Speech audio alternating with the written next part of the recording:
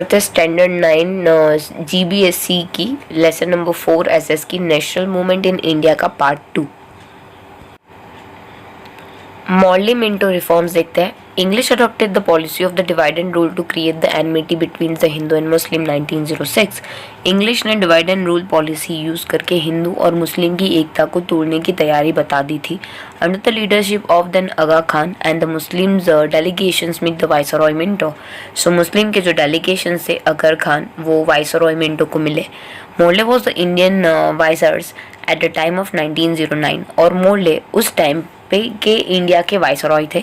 And this reforms are known as a Morley Minto reforms, और उन्होंने जो भी रिफॉर्म्स लाया उसको मॉर्ले मिंटो रिफॉर्म्स बोलते हैं। अराइवल ऑफ गांधी जो थी इंडिया 1915 देखेंगे। गांधी जी जब इंडिया में आए थे तब इंडिया की क्या हालत थी और उनका एक्सपीरियंस कैसा था उसके बारे में पढ़ेंगे। Gandhi ji return to the India after successfully fighting against the racism in South Africa with the satyagraha. Gandhi ji जब अफ्रीका में थे तब उनके काले होने से, मतलब उनका कलर तो वो काले नहीं थे लेकिन इंडियन का एक वीट टोन होता है, उनके खिलाफ साउथ अफ्रीका में उन्होंने सत्याग्रह किया था और सक्सेसफुली वो जीत कर इंडिया वापस आ रहे थे। हिज पॉलिटिकल मेंटर गुरु उनके थे गोपाल कृष्ण गोखले और स्पिरिचुअल मेंटर थे Shrimad Ramchandra from he got inspire. उनके ये दो गुरु के नाम बताया हुआ है। Gandhi ji travel across the India and observe the life of Indians. Gandhi ji हर इंडिया के हर कोने में घूमे, सूट बूट में आए थे एक्चुअली, और उन्होंने देखा कि इंडियन लोग किस हिसाब से अपनी ज़िंदगी जीते हैं। ये consider exploitation as a root of a poverty in India. उन्होंने ब्रिटिश के द्वारा जो उनको उल्लू बनाया जा रहा था वो उनका मेन रूट मान रहे थे इंडिया में गरीबी का, and made the plans to abolish British rule in India. और उन्होंने तभी ठान ली थी कि उनको ब्रिटिश को यहाँ से इंडिया से कैसे भी करके बाहर निकालना है।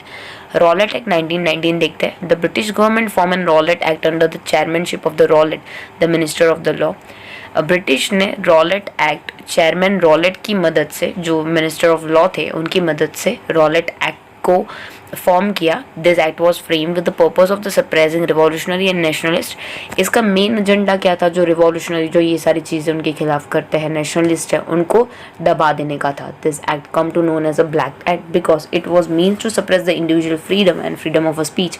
ये एक्ट को ब्लैक एक्ट भी बोला जाता है, काला एक्ट, काला लॉ, जस्ट बिकॉज ऑफ ये लोगों की फ्रीडम, आज़ादी और बोलने की आज़ादी छीन रहा था।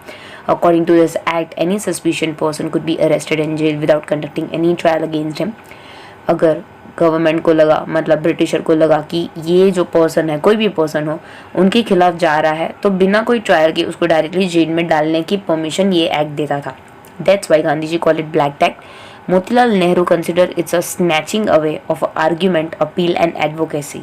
गांधी जी इसको ब्लैक एक्ट बोलते थे और मोतीलाल नेहरू इसको कंसिडर करते थे कि ये हमारे से चीज़ें, आर्ग्यूमेंट, अपील या जो वकालत है, उसकी सारी जो हमारी जो आज़ादी है वो खींचने की तैयारी करने वाला एक्ट बताया था। The British government gain the immense power under this act, और उनकी ताकत रॉलेट एक्ट से ब्रिटिश की वापस से पावरफुल हुई to suppress any kind of oppositions. So leader and the peoples at the large expression their oppositions. लोगों ने इसकी बहुत ही जमकर अपोजिशंस किया कि हमें ये एक्ट नहीं चाहिए। Meetings, rally, shows, strikes organise हुई इसके खिलाफ। गांधी जी अरेस्ट हो गए दिल्ली में इसके खिलाफ मोर्चा चलाने के लिए। When Satyapal and the doctor Kitchlew were arrested in Punjab and agitations become severe. जब इन लोगों को जेल में डाल दिया गया, अरेस्ट कर दिया गया, तब लोग और ज़्यादा गुस्से हो गए। The government vehemently try to suppress all the operations, लेकिन गवर्नमेंट फोर्सफुली, वेहेमेंटली मीन्स बहुत ज़्यादा ताकत से ये सब चीज़ों को कुचलने के लिए रेडी थे। जलियांवाला बाग मैसेकर देखते 13 मार्च 1990 इंडियन हिस्ट्री का सबसे बड़ा इवेंट माना जाता है ये। When popular leader like a doctor Satyapal and doctor Kitchlew arrest हुए थे अमृतसर पंजाब में, तो पब्लिक गैदर हो गई थी, ऑर्गेनाइज हो गई थी जलियांवाला बाग में अमृतसर में बैसाखी के दिन में, ताकि वो ये जो अरेस्ट है उसका अपोजिशन दिखा पाए कि हम लोग खुश नहीं हैं कि आपने इनको पकड़ लिया। General ordinal Dyer reached there with his troops and without any warning opened fire on the innocent people from the machine gun। और उस टाइम पर जो जनरल डायर थे ऑर्डोनिल, उनका नाम ऑर्डोनिल था, उनकी सरनेम थी डायर, और वो वहाँ पे आए और उन्होंने अपनी मशीन गन से खुले में फायर कर ली और बहुत सारे लोग मारे गए थे। There were a high wall on the four side of a bagh. देखने जाएंगे तो एक ही एंट्रेंस था, बड़ी बड़ी चारों डायरेक्शंस में वॉल बनाई हुई थी। In the middle was an unused well and only way out of being narrow number of the people lost their life in firing।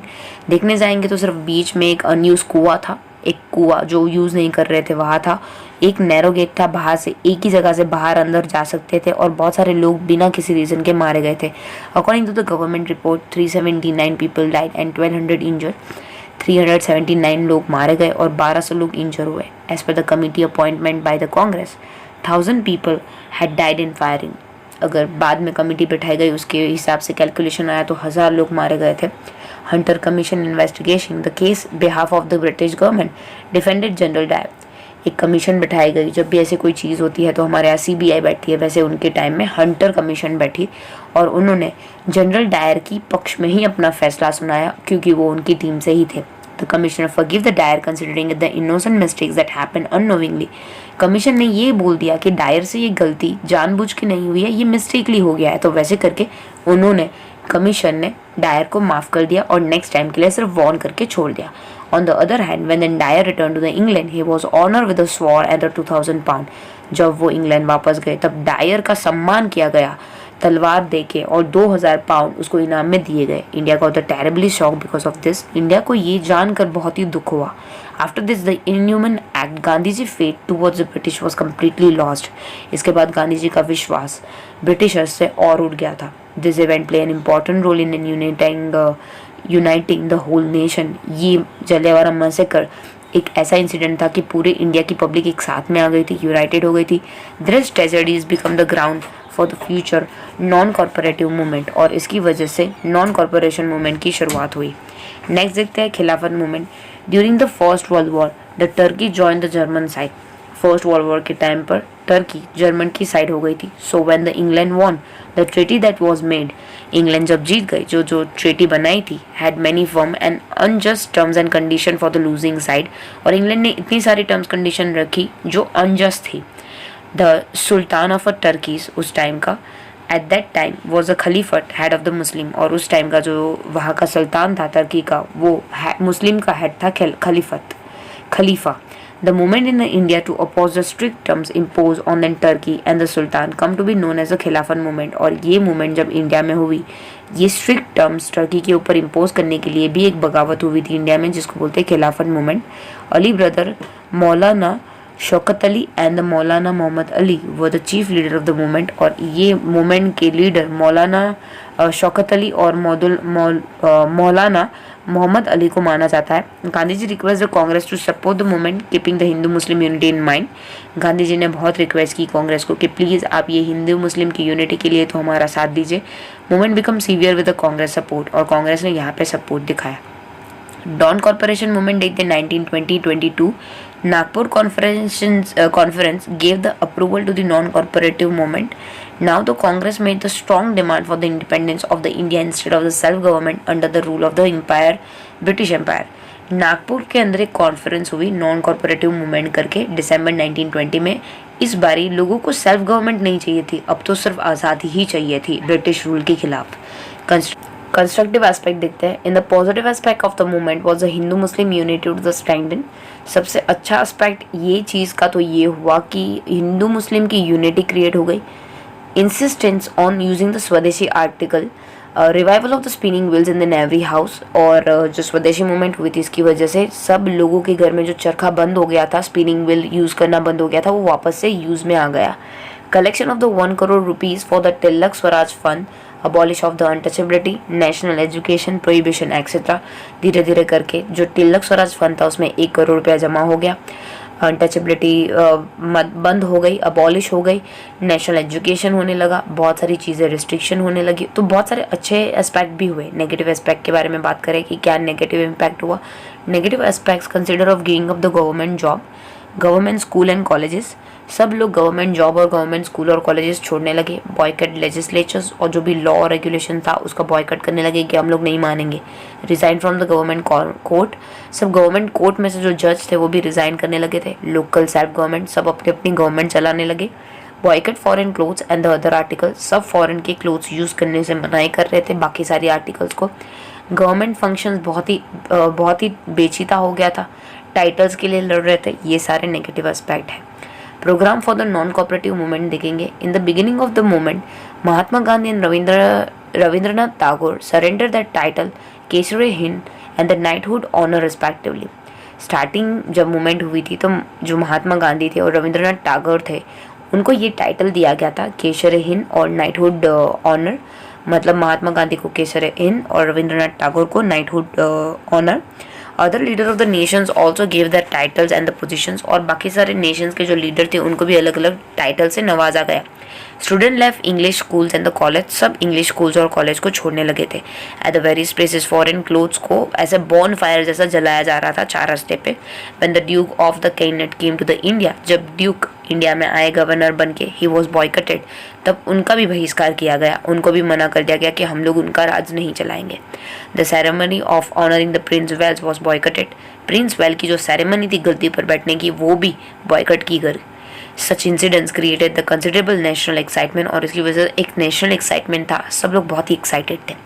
On the other hand national school colleges were establish, और दूसरी तरफ national school और colleges बनना शुरू हो गई थी, जैसे कि Kashi Bihar, Jamia Millia Gujarat etcetera Vidyapith. Due to the vigorous propaganda for the swadeshi good and the import of the clothes footwear, luxurious item from the England reduce drastically, सब चीज़ें स्वदेशी यूज़ होने लगी थी, इसकी वजह से जो फॉरेन का गुड्स का प्रोडक्शन था वो इंडिया में कम बिकने लगा। This reactions rattle the British parliament, और ब्रिटिश पार्लियामेंट ये समझ के बहुत ही पागल सी हो गई। The government was shocked by this kind of huge economic loss to the England, और गवर्नमेंट को समझ में नहीं आ रहा था इतना बड़ा लॉस हो रहा था जो आज तक नहीं हुआ था। More than the 1 crore rupees was collected in the Tilak Fund. On many occasions, the Hindu-Muslim emerged predominantly. 1 crore से ज़्यादा का फंड तिलक के फंड में मिला था, और हिंदू मुस्लिम बहुत बारी एक दूसरे के साथ मिलते थे और दोनों के बीच की जो प्रॉब्लम्स थी वो सॉल्व हो गई थी। Moplah revolt between the Hindu landlord and the Muslim peasants deserved criticism and it was suppressed by the British Army. जो मोपला रिवॉल्ट चली थी हिंदू लैंडलॉर्ड और मुस्लिम पीजेंट के द्वारा, वो भी ब्रिटिश ने बंद कर दी, ब्रिटिश ने कुचल दी। The government adopted the policy of suppressions, uncontrolled lathi charge, firing, collective arrested and the inhuman torture was meted out. धीरे धीरे करके जो अनकंट्रोल लाठीचार्ज थे, फायरिंग थे और अरेस्ट होने लगे, ये सब चीज़ें बहुत ज़्यादा क्विकने होने लगी, टॉर्चर करने लगे। Unsuccessful attempt to break the Hindu Muslim unity were made, ऐसे ज़बरदस्ती ऐसी चीज़ें अटैम्प्ट करने लगी ताकि हिंदू मुस्लिम की एकता तोड़ी जाए। नेक्स्ट देखते हैं Chauri Chaura incidents and the withdrawal of the moment. People took out the rally in Chauri Chaura village in Gorakhpur Uttar Pradesh. The police open fire on the people.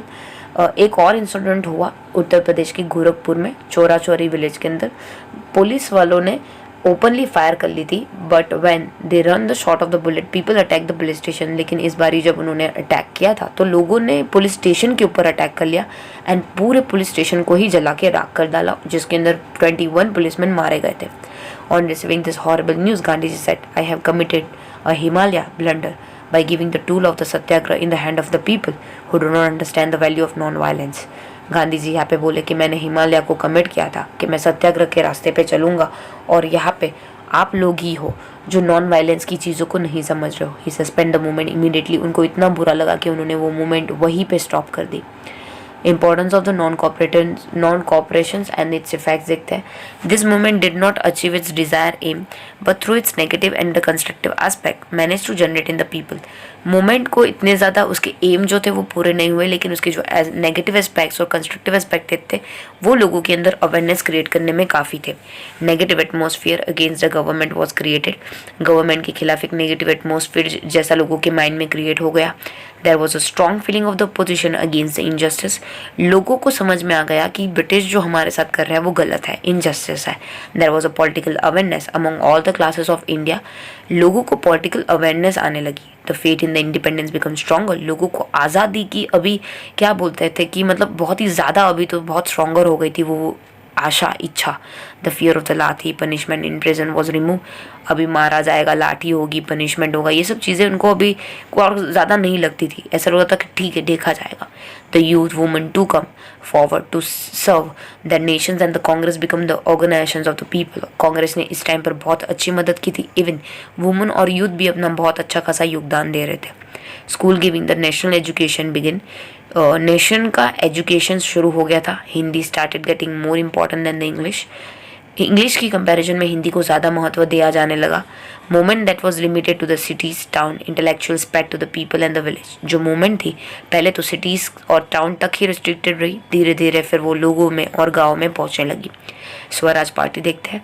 With the purpose of the retaining the national awareness among the people, Chittaranjan Das Munshi and Motilal Nehru form and Swaraj party. यहाँ पे चित्तरंजन दास मुंशी और मोतीलाल नेहरू ने Swaraj party की स्थापना की with withdrawal of non corporation movement, जो गांधी जी ने मना कर दी थी। उसके बाद ही उन्होंने एक स्वराज पार्टी की स्थापना की। That purpose was to entire legislative assemblies and oppose the unfair promise policies of the government. उनका मेन पर्पस था लेजिस्लेटिव असेंबली बनाना और जो गवर्नमेंट की अनफेयर पॉलिसीज है उसको अपोज करना, उसके खिलाफ लड़ना। The leader of the Swaraj Party also adopted the constructive activity of the Gandhiji, like abolition of the untouchability, Hindu-Muslim unity, revival of the spinning wheel, liquor prohibition, etc. जो leader थे Swaraj party के, उन्होंने बहुत ही constructive activity की थी, जैसे कि गांधी जी के पॉइंट ऑफ व्यू से अनटचेबिलिटी को बंद करवाना, नाबूद करवाना, हिंदू मुस्लिम की यूनिटी के बारे में बात करना, उनकी यूनिटी को और ज़्यादा मजबूत करना, स्पिनिंग व्हील का वापस से रिवाइवल होना और दारू बंदी कराना। ये सब चीज़ें लोग उनका एजेंडा था स्वराज पार्टी का। Swaraj party contested the election of the legislative held in November 1923।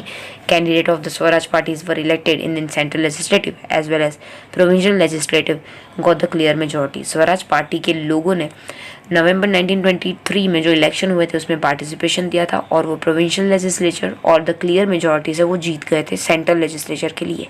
It did not get the majority in the Bengal but the emerged as a stronger party. Majority Bengal में नहीं मिली उनको, लेकिन फिर भी वो एक स्ट्रॉन्गर पार्टी के नज़रिए से बाहर आए। Motilal Nehru was elected in the central legislature as the party leader and the Chittaranjan Das was selected as a Bengal provincial। Motilal Nehru को सेंट्रल लेजिस्लेचर के लिए सिलेक्ट किया गया और चित्तरंजन दास को बंगाल प्रोविंस के लिए पार्टी लीडर चूज किया गया। Swaraj party disapprove the government budget and proposals and resented the unjust policies of the government.